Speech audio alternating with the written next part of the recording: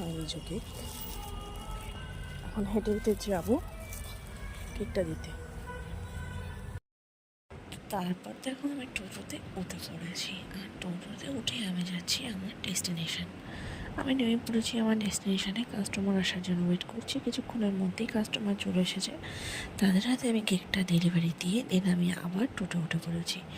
তো টোটোতে উঠে আমি চলে এসেছি আমাদের যে মোড়টাতে আমি নামি সেই মোড়ে। আর আস্তে আস্তে বেশ প্রাকৃতিক দৃশ্য দেখতে খুবই ভালো লাগছিলো। আর এই দেখো আমাদের এখানে এই ইংলিশ মিডিয়াম স্কুলটা নতুন হয়েছে, তো এটা সামনের থেকে দেখতে একরকম আর পেছন থেকে দেখতে একরকম। কেকটা দিয়ে ডেলিভারি দিয়ে তো চলো আজকের ব্লগটা এটুকুই। তোমরা যারা যারা আমার ব্লগ দেখতে ভালোবাসো তারা অবশ্যই কমেন্টস করবে, আর লাইক কমেন্ট শেয়ার কিন্তু অবশ্যই করবে। তো চলো টাটা।